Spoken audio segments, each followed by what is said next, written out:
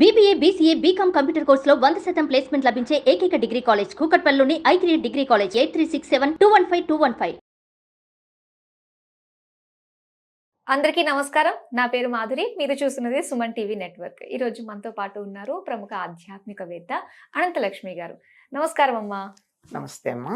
అమ్మ, మనకి శ్రీరామనవమి దగ్గరికి వస్తుంది కాబట్టి శ్రీరాముడు గురించి పరిపరి విధములుగా ఆ నామం స్మరించిన, ఆయన గురించి తెలుసుకున్న ఎంతో మంచిది, పుణ్యం అని చెప్పేసి అంటూ ఉంటారు. ముఖ్యంగా శ్రీరాముడు గురించి మనం మాట్లాడుకోవాలి.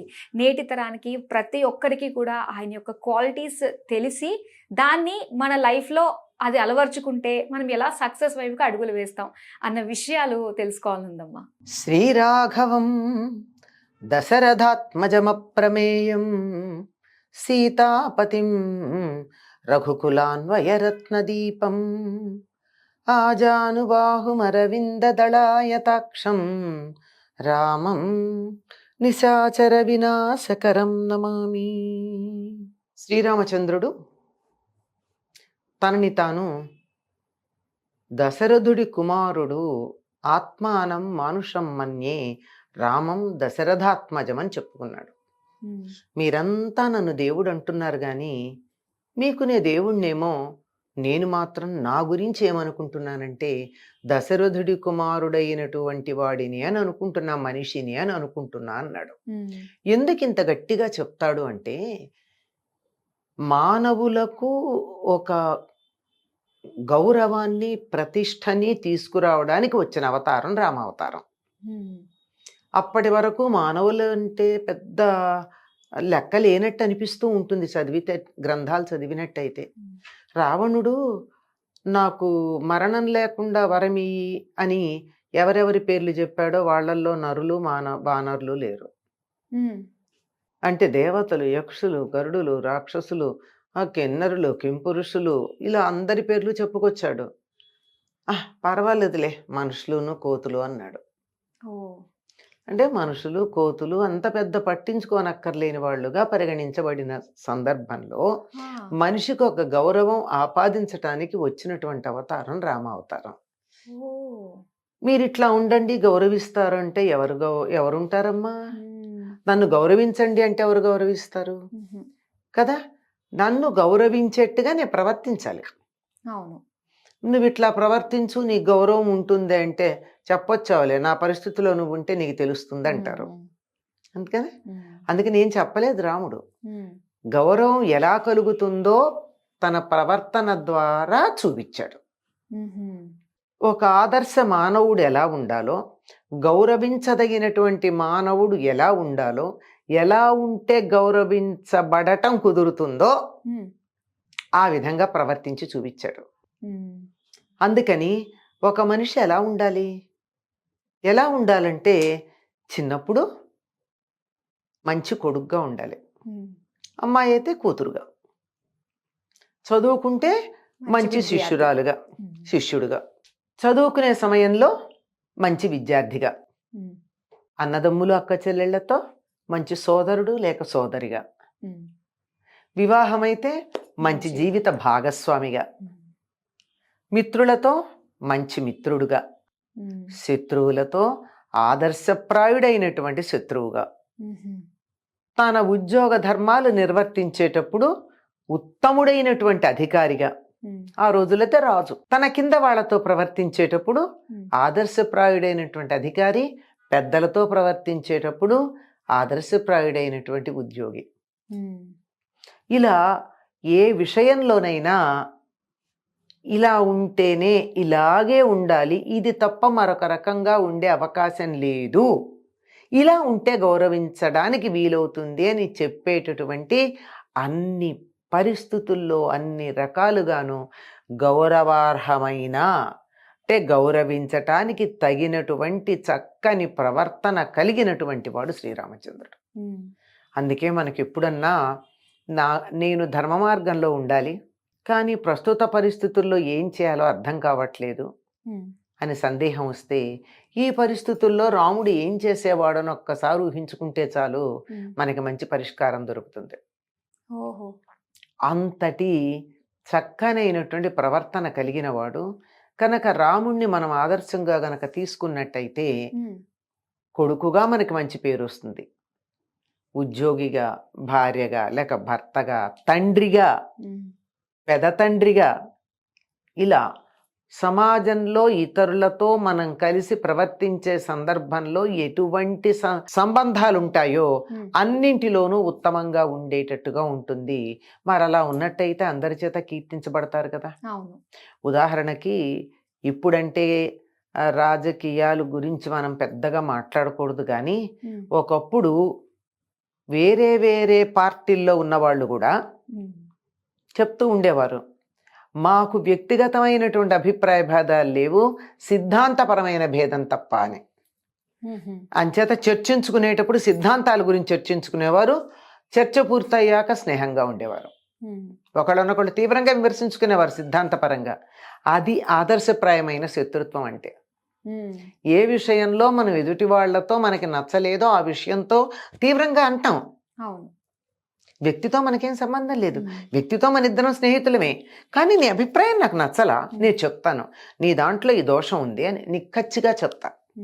నువ్వేమో నాది సరైనటువంటి పద్ధతి అని చెప్తావు, నువ్వు చెప్తే ఇద్దరం తీవ్రంగా వాదించుకుంటాం. సిద్ధాంతానికి సంబంధించి వ్యక్తిగతంగా నీ మీద నాకు కానీ నా మీద నీకు కానీ శత్రుత్వం ఉండదు. ఇటువంటి మంచి వ్యక్తిత్వాన్ని కలిగి ఉండాలి అంటే రాముడి యొక్క ప్రవర్తనని మనం తెలుసుకోవాలి. దాన్నే రామాయణము అన్నారు. అయనము అంటే నడత లేక నడక. రాముడు ఎలా ప్రవర్తించాడు, ఎలా నడుచుకున్నాడు, ఎలా వెళ్ళాడు అన్నది తెలుసుకుంటే మనం కూడా ఆ విధంగా వెళ్ళడానికి ఉంటుంది. అది ఆదర్శప్రాయం అని చెప్పడానికి మనకి ప్రారంభంలోనే ఉంది. రామాయణ ప్రారంభం ఎలా మొదలవుతుందంటే తపస్వాధ్యాయ నిరతాం తపస్వీ వాగ్విదాంబరం నారదం పరిపప్రచ్ఛ వాల్మీకిర్ముని పుంగవం. ఇది మొట్టమొదటి శ్లోకం సంస్కృత వాల్మీకి రామాయణంలో. వాల్మీకి మహర్షి నారదుణ్ణి ప్రశ్నించాడు. అక్కడ మొదలు పరిప్రశ్న చేశాడు. పరిప్రశ్న అంటే తెలుసుకోవాలనేటటువంటి ఇష్టంతో ప్రశ్నించటం. మనం కొన్ని చాలా క్యాజువల్గా ప్రశ్నలు వేస్తాం, ఎట్లా ఉన్నారో అంటాం, వాళ్ళు ఇచ్చే సమాధానం కూడా వినం. అవునా కదా, వినం. మీ అబ్బాయి పరీక్షకి వెళ్ళాట, ఏమైంది, ఆవిడ వాళ్ళ చెప్పబోతూ ఉంటారు వాళ్ళు, ఆ రోజు ఇట్లా అయింది, మనం ఈ లోపల ఇంకోళ్ళ హాయ్ అని పలకరిస్తాం. అంటే ప్రశ్న వెయ్యాలని వేశాను తప్ప సమాధానం మీద ఇష్టం ఉండి కాదు. అడిగి నువ్వు చెప్పింది నేను 100% వింటా, వీలైతే ఆచరిస్తా అనే శ్రద్ధతో చెప్పినటువంటి దాని పరిప్రశ్న. అలా ప్రశ్నించి ఏమడుగుతాడంటే గుణవాన్ కశ్చ వీర్యవాన్ మొదలు పెడతాడు. ధర్మజ్ఞశ్చ కృతజ్ఞశ్చ సత్యవాక్యో దృఢవ్రత అని 16 గుణాలు చెప్తాడు. ఈ 16 గుణాలు ఉన్నవాడు ఇప్పుడు లోకంలో ఎవరైనా ఉన్నారా? ఇప్పుడు సమకాలికంగా అంటే నారదుడు అంటాడు 14 లోకాల్లోనూ వెతికిన ఇందులో ఒక్క గుణం పూర్తిగా ఉన్నవాడు కూడా దొరకడం కష్టమయ్యా, ఎక్కడొక్కడ కొంచెం తేడా ఉంటుంది.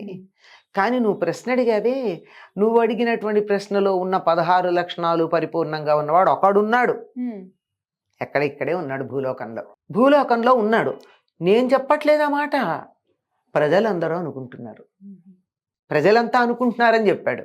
అంటే నారదుడు కూడా తన అభిప్రాయంగా కాక ఈయనేమడుగుతాడు, ముల్లోకాలు ఇన్ని లోకాలు తిరుగుతూ ఉంటావు కదా, ఎక్కడన్నా కనపడ్డాడా అని అడిగితే నేను ప్రజలు అనుకుంటుంటే అభిప్రాయ సేకరణ చేశానయ్యా, ప్రజాభిప్రాయ సేకరణ ద్వారా నేను చెప్తున్నాను ఇట్లా ఉన్నారు అని చెప్తూ ఈ రాముడి గురించి ఇంకా చాలా విశేషాలు చెప్పి రామకథ అంతా చెప్పుకొస్తాడు.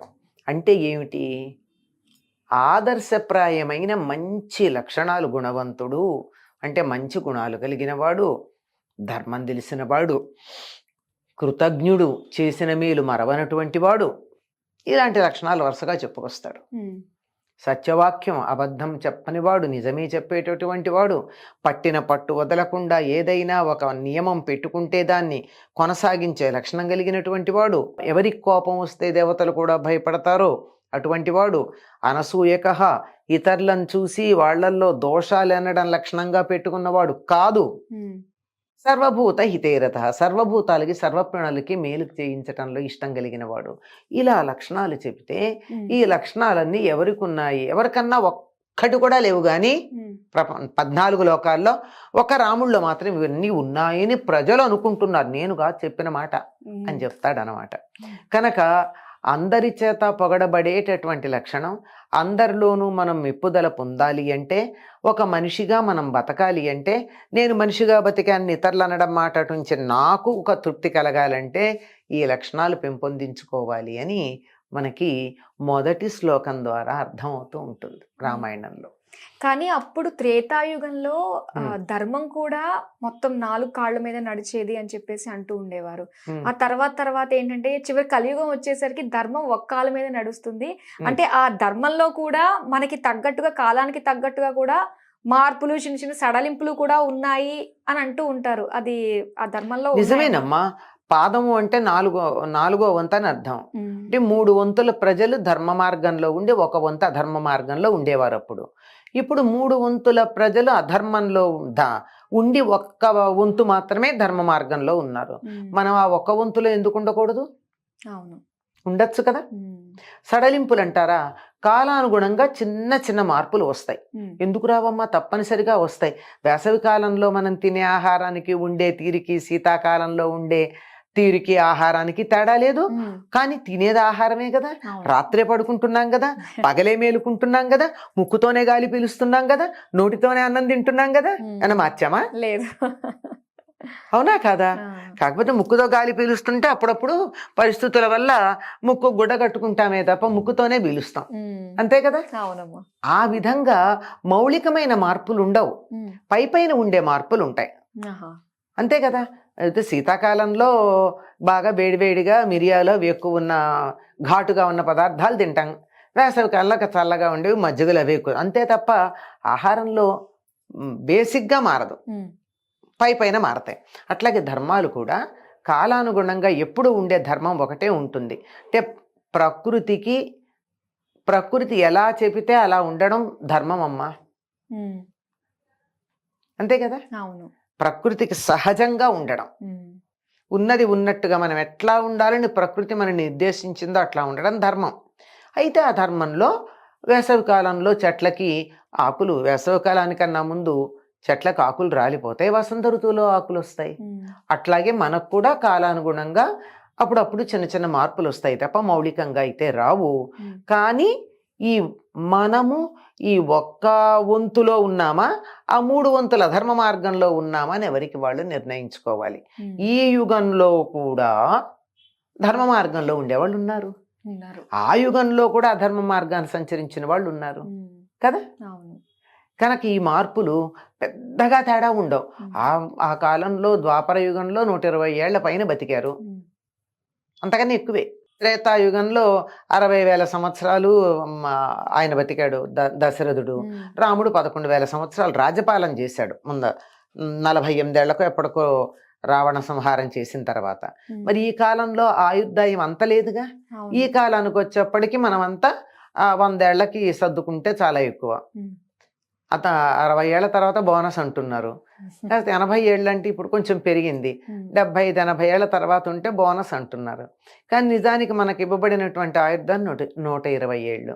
ఉమ్, ఎటువంటి దురలవాట్లు లేకుండా చక్కగా నియమబద్ధంగా జీవితం కనుక గడిపినట్టయితే 120 ఏళ్ళు బతుకుతాం. అంటే ప్రకృతితో మమేకమై గనక మనం బతికినట్లయితే ఖచ్చితంగా 120.